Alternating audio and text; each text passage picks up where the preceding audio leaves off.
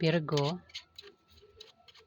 ito po ang ganap sa inyo sa buwan ng October, 1 month reading.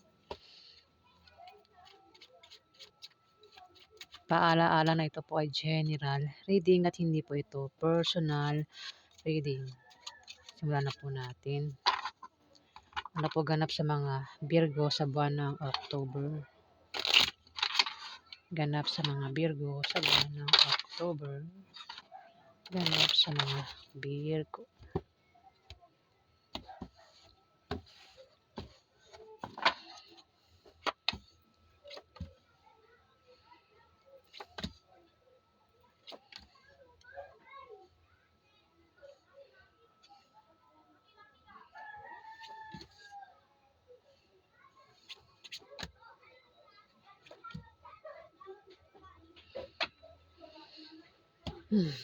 Virgo.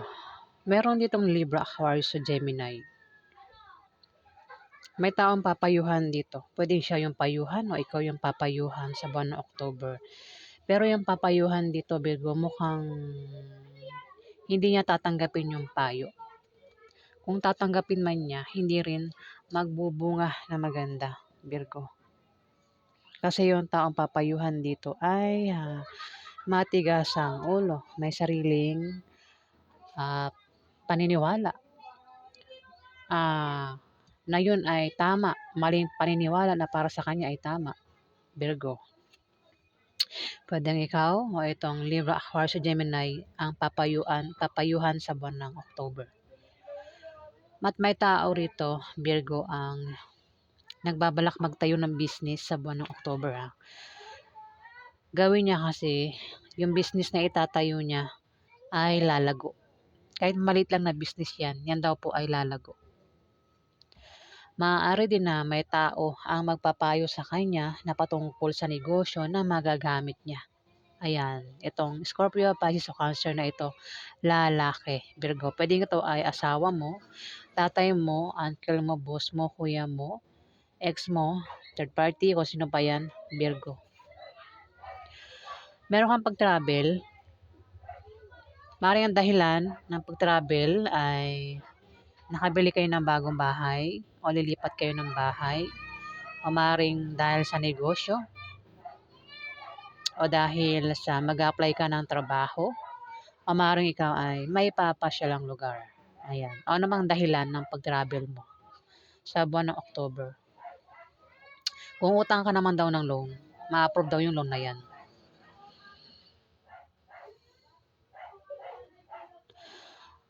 Kung may tao rito, Virgo, ang problema sa buwan ng October, nandiyan ka lang, palagi ka nakasuporta sa kanya. O siya ay nakasuporta sa'yo kapag ikaw ay nagkaka-problema. Maaari din na ang taong ito ay magkaroon ng mabulaklak na partnership o engagement sa buwan ng October, Virgo. Sumunod ang 8 of Hearts. Mukhang yun nga. Mukhang may magaganap na kasi yan, inuman, pwedeng kasal, dibo, ano pa yan. Sa buwan ng October, Virgo, pwedeng patungkol sa'yo, o maaaring patungkol sa isang Libra, Aquarius, o Gemini na babae. At maaaring maimbitahan ka, Virgo, sa buwan ng October. Sa kasiyahan na yan, party, inuman, kasal, binyag, o kung ano pa yan. Pero kung sa inyo maganap yung kasiyahan, inuman, party, kasal, binyag, ikaw daw meron kang imbitahan sa buwan ng October. At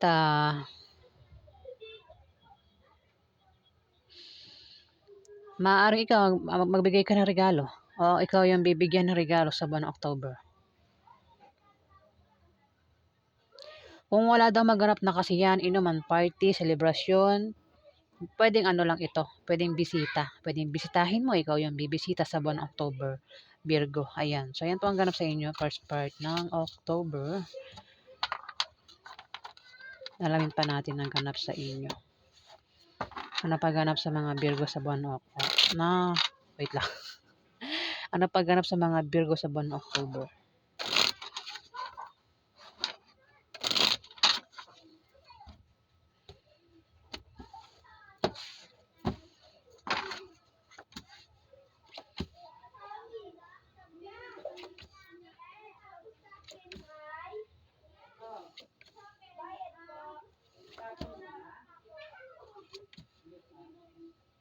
Pasensya na po kayo kung maingay ang aking background.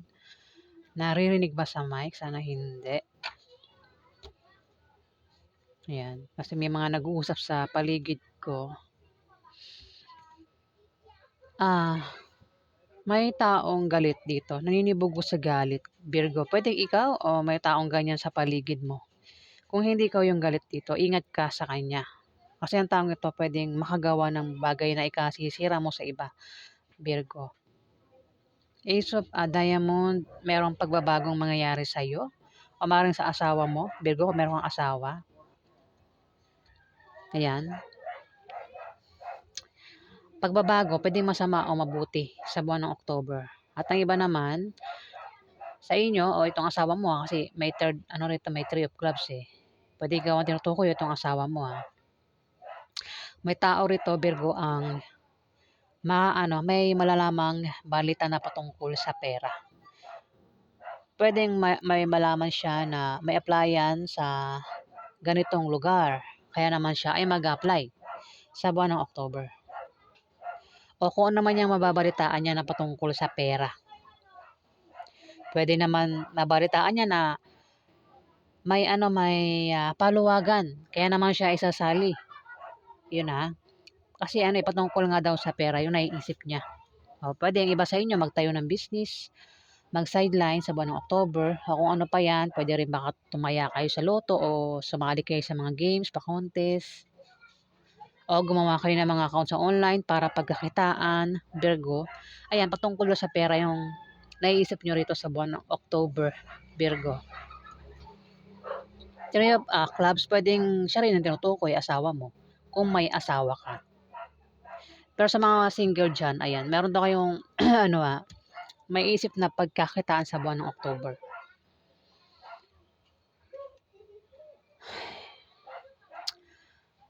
Sa mga, Virgo na walang problema sa kanilang asawa, lalo pa raw magiging maligaya ang pagkasama nyo mag-asawa sa buwan ng October kung kayo daw po ay magpapakasal. Sa pang-meaning niyan ay favorable long-term preposition or second chance, particularly in economical sense, mga Virgo. May 7 of Hearts dito. May taong hindi tapat. Maring saktan ka niya, biguin ka niya sa buwan ng October, Virgo. Pero kung hindi ko yan, may taong rito, 7 of Hearts eh.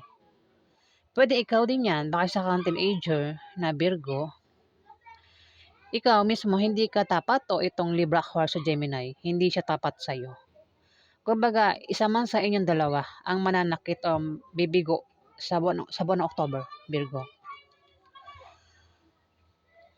Kung kayong dalawa ay magkarelasyon, baka isa kang lalaking Virgo at ito ay asawa mo, Libra, Aquarius o Gemini, babae. Kung kaano-ano mo pa yan, Virgo. Hindi raw siya tapat.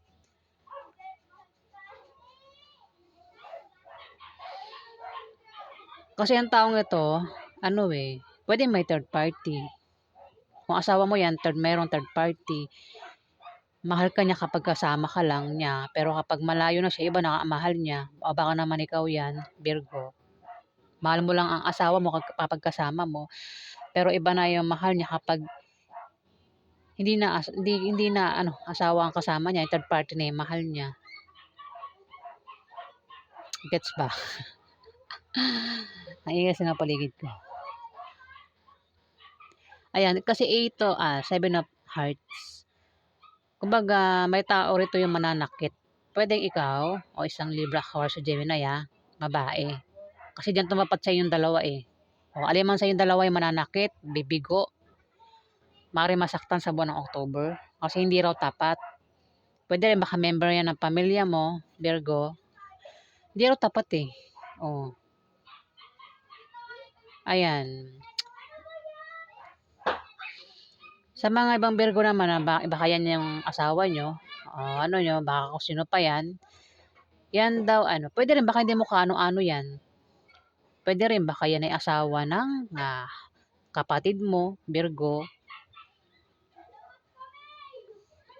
Hindi raw tapat, kasi may tao ritong Seven of Hearts, bibigo, sasaktan. Kumbaga ito yung kapag malayo sa asawa niya, nagbubuhay single. Ayan. Kung sino man yan, Virgo sa buwan ng October.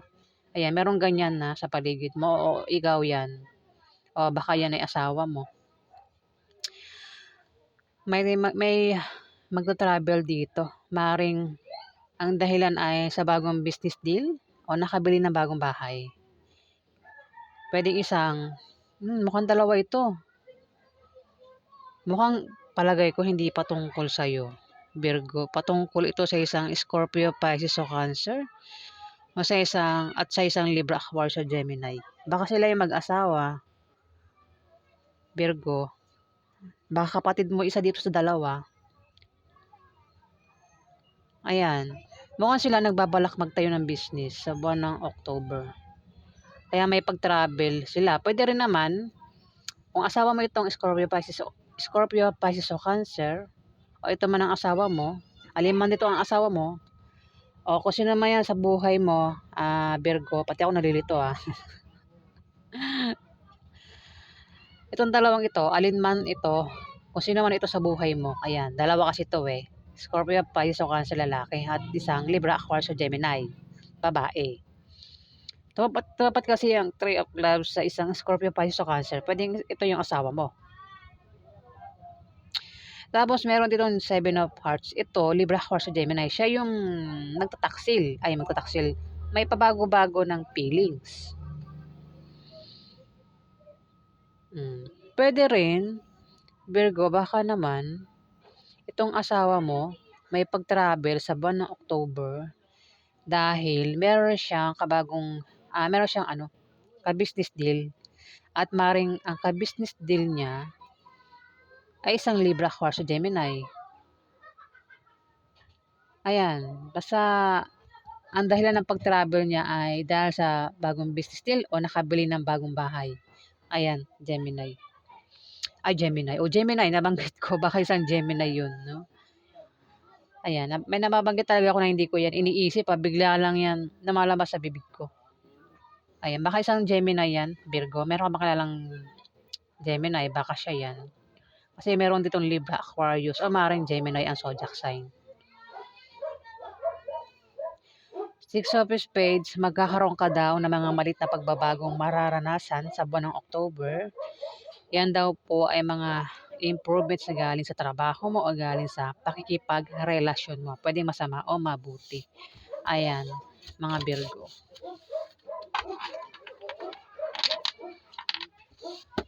Ano paganap sa mga Virgo sa buwan ng October?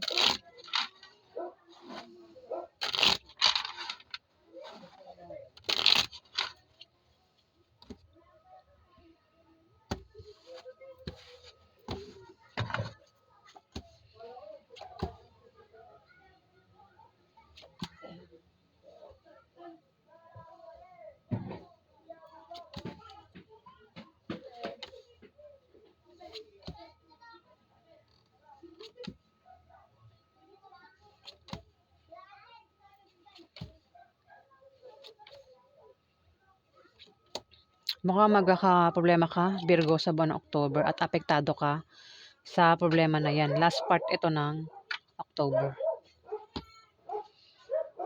Tignan mo, mukhang magkakaroon pa ng away, Virgo, sa buwan ng October, kung mapaaway ka, ingat ka sa iyong pagsasalita, para makaiwas ka sa demandahan, Virgo. Ayun na, magkakaproblema ka daw sa buwan ng October. Maaaring ikaw ay magkaproblema sa love life, sa pamilya mo, sa bahay mo. Pwedeng gastusin araw-araw. Virgo, pang kalahatang problema at apektado ka. Maaaring bumaba ang iyong moral at kailangan mo rito ng suporta, Virgo. Kung ito'y patungkol sa love life, Virgo, maaaring ang problemahin mo, maaaring meron kang karelasyon na may third party. Ayan, siya yung third party. Basta may third party dito, Virgo. Kung yan ay sa love life. Pwede rin naman kung sa pamilya, ang away sa pamilya, ito ay may third party. Kumbaga, nakikiasungot ba sa pamilya? Kumbaga, sample ko sa pamilya mo. Ang nanay mo, ikaw lang yung mahal niya. Tas may dumating sa pamilya niyo na bagong tao. Inagaw yung pagmamahal na dapat sa'yo. Inagaw ng taong yun, napunta roon sa taong yun yung pagmamahal na para sa'yo. 'Di ba? Yun din yung third party. Basta may third party dito, Virgo. Puwede rin baka yung third party yung magkakaproblema sa buwan ng, October, Virgo. Ingat ka talaga kasi may taong magbibigay sa'yo ng problema kung ikaw 'yan. At talagang apektado ka sa problema. Apektado ka talaga sa problema ano. Oh, bababa ang iyong moral dito, kailangan mo rito ng suporta o moral support. Ingat ka rin daw sa aksidente. Ingatan mo yung kalusugan mo na ikaw ay magkasakit sa buwan ng October. Huwag ka rin na gumawa ng masama sa iba para hindi ka malasin, Virgo. Kung may magpapayo sa'yo o ikaw yung magpapayo dito, maaaring hindi sundin yung payo nung taong papayuhan na. Kasi meron siyang maling paniniwala na salungat sa direksyon ng tagumpay. Ayan, puwede ikaw Virgo, ikaw yung magpapayo sa isang tao. Pero kung magkaproblema ka man daw sa buwan ng October, may tao andiyan lang yung ano mo, karelasyon mo o partner mo o kung sino pa 'yan na palaging nakasuporta sa'yo at siya raw yung nagbibigay ng lakas loob mo, Virgo. Ayan, kung sino pa 'yang palaging nakasuporta sa'yo, ayan malamang siya na 'yan. Sa tuwing magkakaproblema ka nandiyan lang daw siya, Virgo. Ang iba naman sa inyo ay magkakaroon ng mabulaklak na partnership o engagement sa buwan ng October. Ayan. May ano rito, nagtataksil. Puwedeng ang problemang ibigay niya sa'yo ay maaaring pagtaksilan ka sa buwan ng October. O ikaw 'yan, magtataksil sa karelasyon mo o sa member ng pamilya mo, Virgo. Ayan, nagtataksil dito. At kung malalaman yung pagtataksil niya ay maaaring magkahiwalay kayo ng taong ito sa buwan ng October. Virgo, ang iba sa inyo ay may trabaho at balak mag-resign sa trabaho niyo. Kasi gusto niyo mag-apply sa ibang kumpanya. Pero sabi ng card, wag daw kayong basta-basta magre-resign hangga't hindi kayo natatanggap sa bago niyong a-applyan. At ang iba naman sa inyo ay wala talagang trabaho at maisipang mag-apply sa buwan ng October. At sa inyong pag-travel, meron daw kayong makikilala na pwede niyo maging third party, Virgo, kung kayo ay may asawa. Kung single kayo, ayan, meron daw kayong makikilala na pwede niyo maging girlfriend o maging boyfriend. Mukhang ingat ka, no? Kasi ano eh, tumapat yung Seven of Hearts. Kung di mo makikilala sa pag-travel mo, yung tao na yan, pwede rin kasi meron kang rito, makaaway. Naninibog ho sa galit, oh.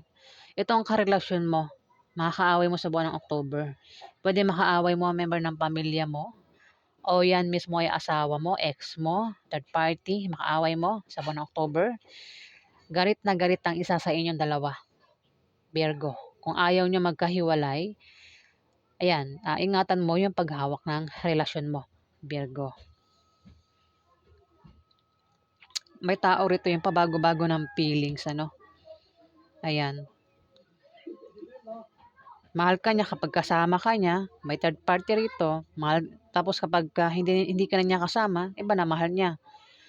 Malamang may third party talaga, Virgo. Ayan, meron talagang third party. Pwedeng ikaw o yung karelasyon mo ang may third party dito. At maaaring masaktan ka niyan o biguin ka sa buwan ng October.